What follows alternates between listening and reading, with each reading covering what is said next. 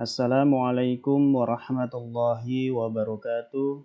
Perkenalkan, nama saya Suprayitno, CGP Angkatan 7, kelas 38D dari SMKN 55 Jakarta. Kali ini saya ingin menyampaikan tentang koneksi antar materi modul 2.3, yaitu coaching untuk supervisi akademik.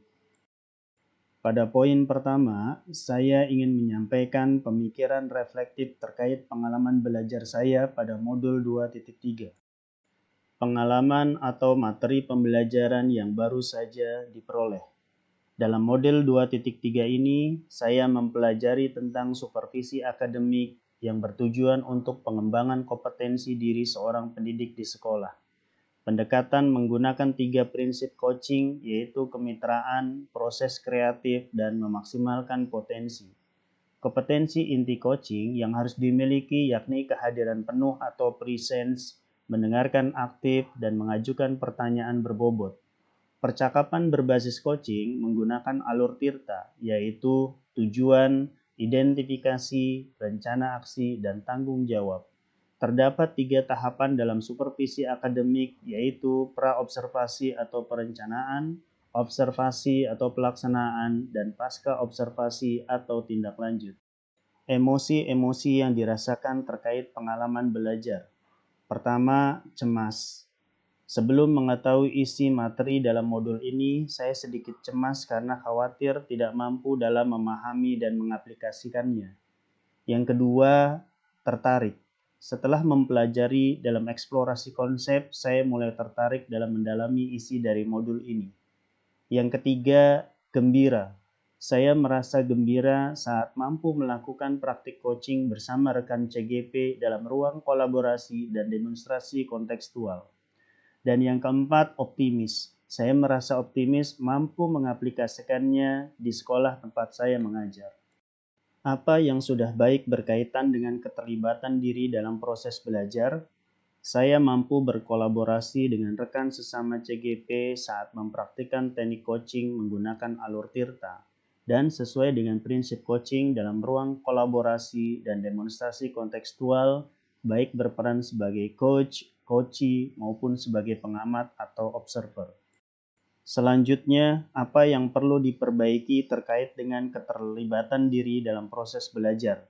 Yang perlu diperbaiki adalah kemampuan dalam mengajukan pertanyaan berbobot agar dapat menggali informasi permasalahan pada diri coachee sehingga dapat menemukan solusi atas permasalahan yang dihadapi. Pertanyaan terakhir dari poin pertama, keterkaitan terhadap kompetensi dan kematangan diri pribadi, yaitu setelah saya mempelajari modul 2.3 tentang coaching untuk supervisi akademik, kompetensi saya mulai berkembang ditandai dengan mampu mempraktikkan teknik coaching menggunakan alur Tirta, baik sebagai coach, coachee, maupun pengamat. Saat saya mempraktikkan teknik coaching, saya berusaha mengendalikan diri dari rasa emosi sehingga muncul manajemen diri agar sesuai dengan prinsip coaching, yaitu kemitraan, proses kreatif, dan maksimalkan potensi. Aspek yang kedua, analisis untuk implementasi dalam konteks CGP. Pertanyaan yang pertama pada aspek yang kedua, yaitu memunculkan pertanyaan kritis yang berhubungan dengan konsep materi dan menggalinya lebih jauh. Bagaimana agar prinsip coaching dapat diterapkan dalam kegiatan supervisi di sekolah? Terlebih dahulu, kepala sekolah harus memiliki pemahaman tentang coaching untuk supervisi akademik dan mau menerapkannya. Kegiatan supervisi jangan hanya bertujuan sebagai bahan penilaian guru saja.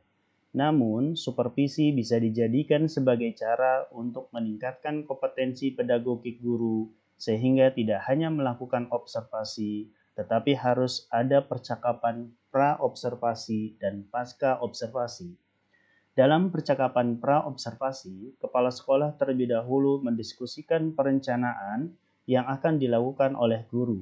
Sedangkan pada pasca observasi, kepala sekolah memberikan umpan balik atau tindak lanjut terkait dengan pelaksanaan observasi kelas yang dilakukan guru. Bagaimana mengolah materi yang dipelajari dengan pemikiran pribadi sehingga tergali wawasan atau insight baru. Coaching untuk supervisi akademik memiliki pengaruh dalam terwujudnya pemimpin pembelajaran yang berpihak pada murid. Agar pembelajaran yang berpihak pada murid dapat terwujud, maka seorang guru harus memiliki kompetensi menjadi pemimpin pembelajaran. Menjadi pemimpin pembelajaran harus mampu memahami perkembangan murid secara menyeluruh. Tidak hanya aspek kognitif saja, namun juga harus memahami karakter dan sosial emosional murid. Dengan demikian, tujuan coaching untuk supervisi akademik dapat terwujud untuk mengembangkan kompetensi guru sehingga kinerjanya menjadi meningkat. Bagaimana menganalisis tantangan yang sesuai dengan konteks asal CGP, baik tingkat sekolah maupun daerah? Tantangan terberat adalah menyatukan pemahaman tentang coaching untuk supervisi akademik pada rekan sejawat di sekolah. Selama ini, supervisi akademik yang dilakukan kepala sekolah hanya dijadikan sebagai alat penilaian guru. Seharusnya, supervisi akademik dapat dijadikan sebagai pedoman untuk meningkatkan kompetensi guru. Bagaimana memunculkan alternatif solusi terhadap tantangan yang diidentifikasi?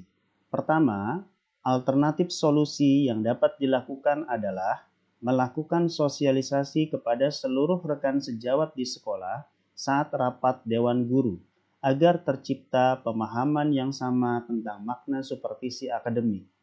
Yang kedua, solusi selanjutnya adalah memberikan contoh praktik coaching untuk supervisi akademik melalui berbagai media informasi digital yang dapat diakses oleh seluruh rekan sejawat. Pada aspek yang ketiga, membuat keterhubungan. Pada pengalaman masa lalu, saya pernah disupervisi oleh kepala sekolah. Namun, kegiatan supervisi tersebut hanya sebatas menjalankan kewajiban saja tanpa mengetahui makna supervisi yang sesungguhnya. Kegiatan supervisi akademik yang dilakukan oleh kepala sekolah hanya sebatas observasi di kelas saja, tanpa kegiatan pra-observasi dan pasca-observasi. Pada penerapan di masa mendatang, ke depan kegiatan supervisi akademik harus dijadikan sebagai salah satu bagian dalam peningkatan kompetensi pedagogik guru dengan menggunakan prinsip coaching, yaitu kemitraan, proses kreatif, dan memaksimalkan potensi. Pada konsep atau praktik baik yang dilakukan dari modul lain yang telah dipelajari pada modul 2.1, dalam pembelajaran berdiferensiasi, murid dikelompokkan berdasarkan kebutuhan belajarnya agar dapat memaksimalkan potensi yang dimiliki. Begitu pula dengan praktik coaching yang harus memaksimalkan potensi coachee agar dapat menemukan sendiri solusi atas permasalahan yang dihadapinya. Pada modul 2.2, dalam pembelajaran sosial emosional, terdapat teknik stop dan mindfulness yang dilakukan untuk membuat suasana menjadi lebih kondusif. Saat melakukan coaching, seorang coach harus menerapkan teknik tersebut agar dapat fokus dan hadir secara penuh atau present saat melakukan coaching. Informasi yang didapat dari orang atau sumber lain di luar bahan ajar PGP yang pertama dari kepala sekolah. Kemampuan kepala sekolah akan kompetensi supervisi yang bisa dijadikan semangat dan dukungan oleh para guru. Coaching yang dilakukan kepala sekolah akan memberikan pengaruh pada proses pembelajaran. Suasana kebersamaan yang terjalin bisa dijadikan sebagai sarana meningkatkan kinerja yang lebih maksimal, dan kegiatan supervisi pun akan berjalan dengan semestinya. Yang kedua, dari jurnal penelitian.